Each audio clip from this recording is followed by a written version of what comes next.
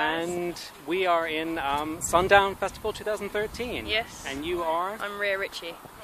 Nice to meet you. Could you introduce yourself briefly for those of our viewers and our readers who aren't so familiar with you yet? Yeah, I'm a singer-songwriter, basically from the UK, sort of acoustic soul act, but I've got a full band with me today, so we've got more of a soul kind of sound. Full band? Yeah. So how many songs are you going to do today? We've got 6 songs today, so half an hour-ish set, so yeah, I'm looking forward to it. Looking forward to it. It's your second time here on the main stage at Sundown, is that right? I played last year, which was the first year it was Sundown, I believe. Before that it was Norfolk Spectacular. It was just an acoustic set last year though, so this year I've made it a lot bigger and better, so very different. Hopefully, I think there's going to be more people this year as well, which is quite daunting, but it should be fun. I'm excited. Yeah, do you find it more daunting, bigger crowds or smaller crowds? Yeah, it's weird. Sometimes, like, when you're in a smaller venue and it's really intimate and quiet, you're a pin drop, that's sometimes more nerve-wracking than, like, the big gigs, but I think today is, like, my biggest gig yet, so I think it's going to be probably the most nerve-wracking as well. But I'm gonna enjoy it, yeah, I'm really looking forward to it. Yeah. And also, I guess there's that difference too between having people who've come specifically for you, and then you'll have people here specifically for you. But then you'll have a whole bunch of people that you need to convince them. Yourself. It's always great, like playing to new crowds and stuff, because it's good for them to discover new artists. And as I'm not like a massive artist, I'm kind of trying to up and coming, I hope. So. Yeah, it's good to be able to perform my music to that many people, and last year there were people here who came and they knew my songs and stuff, so that was great as well, and they were singing them back, so that's a great feeling because it's quite local, so it's great. That's right. Yeah, I was going to say, I mean, as a Suffolk born and bred girl, how is it to be at such a big festival here?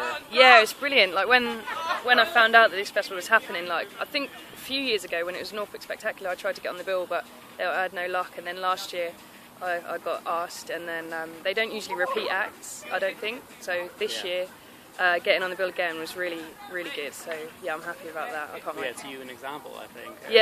Twice. Yeah, I think Wiley as well, maybe. Yeah, I think he played last year, so that's good.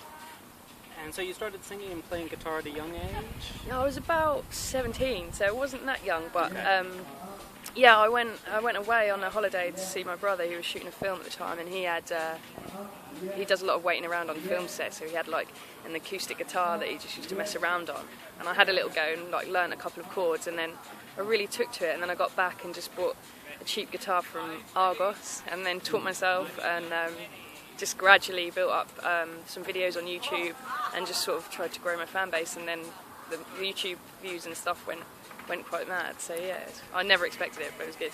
Well, yeah, I mean, having those posts there, you had covers and your own songs? Yeah, I started off learning covers, just to learn chords really on the guitar, to help myself learn guitar. And then as soon as I sort of had enough chords in the bag, I started writing my own stuff, because I've always wanted to write my own music, but it's hard to do it without an instrument, so it was great to be able to do that, and then I put my first original up, and that's how I kind of got discovered. Yeah, I mean, you discovered quite famously by Plan B. Yes. And you've written some material with him as well. Yeah, I've got a song that I'm playing today actually that I wrote with him, so I'm excited to perform that. It's the first time I've performed it with a full band live, so yeah, it's going to be a good one. What's the name of the song? It's called Peculiar. Okay, and you've got that on your EP. That's on the EP, but today we're doing more of an upbeat soul version, which is what the song is really, but it's stripped back for the EP, so yeah. And with you starting out on YouTube, how do you feel about social media as a way to get music I think it's great. I think nowadays it's like the way to do it, because it's so hard. There's so many people trying, and the truth is, like, until you put your music out there, you don't know who's going to see it. Like, I had no idea Plan B was going to ever watch one of my videos, so I recommend it to anyone to get their music online, because it's free and it's like just a great tool to get it out there to the whole world as well. Yeah, there's fans like from all over the world that like wouldn't have seen my music if I didn't have it on YouTube. So it's great. It's really good. Yeah, the same thing goes for I guess Facebook and Twitter accounts that you have too. You can actually talk to your fans. Yeah, exactly, and you can just link all social networks and just put it all out and. Yeah, to the masses really, so it's great. Worked for you. Yeah. It's worked for you and a lot of other female artists too. And how do you start with a song? Do you start more with the lyrics or with the tune? I tend to play a few chords, like I'll string a few chords together, and then harmonies come next. So like if I can hear a catchy harmony in my head, I'll just hum, and then lyrics usually come last. Like, I will admit lyrics aren't my strongest point, but I'm getting stronger at it. But I think melody and guitar playing is better, but I'm still learning really. And with co-writes and stuff, you pick up so much stuff from different writers, and it does get a lot easier. So yeah, it's good. I'm still learning. I'm always learning. So you start with chords and moods, and yeah, then you kind of find the lyrics. And then I find the lyrics. Yeah, whether a lot of my songs are quite personal, or they'll be about other situations, like my friends, the situations they're in. So I write about other people, but it's usually quite personal and things that I've experienced. I like to write about true things, like other than just anything. But it's something that people can relate to. Yeah, of course. Yeah, that's what I like to do. Yeah, make sure they can relate to it. And so it's been quite a year so far for you too. You've got your first 5-track EP out, called Wrong Side of Paradise, right? Yeah, I released that in June the 6th, and it reached number 5 on the iTunes singer-songwriter chart, which was great. I just released it on my own label. So I was really happy about that, and yeah, I'm just enjoying it, everything really. I've got Dermot O'Leary played my track a couple of weeks ago on Radio 2, and I'm going into Radio 2 to do a live session on his show next month. So great. Yeah, so look out for that. Yeah, there's little exciting things coming up anyway. So just enjoying it. And is that quite? I mean, how is it to sort of play your material to people who have already possibly heard it through your EP that way? It's not new to them. It's something that they're actually looking out for. Is that different? Or?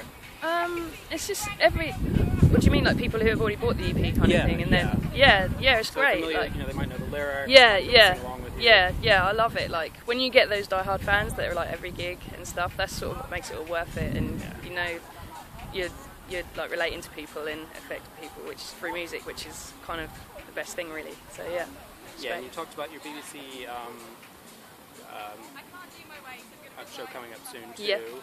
Do you have other plans for the year ahead? I'm basically, what I want to do, like next year I want to release a full album, and so at the moment I'm co-writing and working with new different producers to kind of I've got the sound that I want, but it's finding that one producer to bring it all together. I've got songs that are stripped back and ready to go, but I think what it needs is just something like a bit edgier or a bit, just to bring it all together and give it that one sound, which I've got today for my set, which I'm really happy with. Also be a way of trying it out.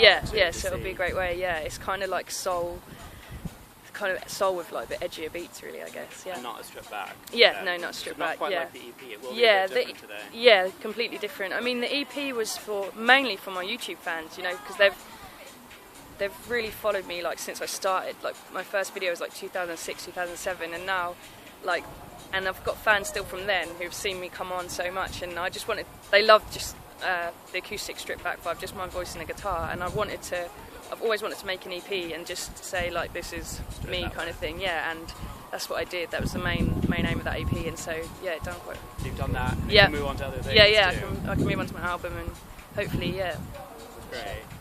And are you planning to tour or gig further afield or in the UK? In the UK, I was talking to my guitarist a couple of days ago actually. We were talking about doing a little acoustic mini tour, like just in the UK, and then hopefully if I've got an album together, I'll tour that as well with a full band. It's just it's just getting the venues, and obviously it's quite expensive as well, so it's like doing it all on a budget and stuff without a label is quite hard, but you can make it work, definitely make it work.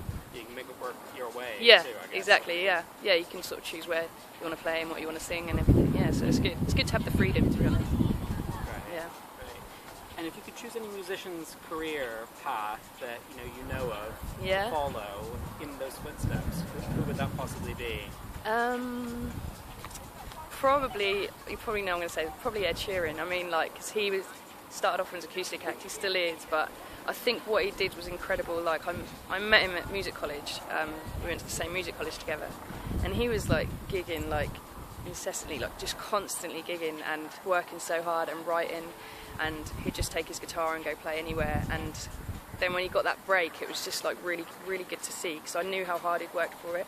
And that's kind of like, I play every weekend and try just to gig as much as I can, and it's good to see him get all this reward back and like all over the world. So I think to do what he's done would be pretty amazing. We'll see. Well, we hope so. Yeah. And if you could work with any other artists out there to do a duet or to work with on a song, who might that be? What current artists? I'm really into like my like R&B and like hip hop and stuff, like American artists. At the moment, I'm really loving Miguel, so it'd be good to do something with him. But that's probably like in my dreams. And it would be good to actually do a song with Plan B, because I've got songs that I've written with him, but it'd be good to do a vocal song with him, because he's got like a soul voice. I've got quite a soulful voice, and yeah, I think to do a song with him would be awesome. Like, so yeah, so if he's listening, if he's listening, yeah. Great. Okay, well, I hope it goes really well today. Thank you very much. And the whole audience is there Thank for you. I hope you enjoy it. Thank you very much. Cheers. Thanks for the interview. No problem. Thank you.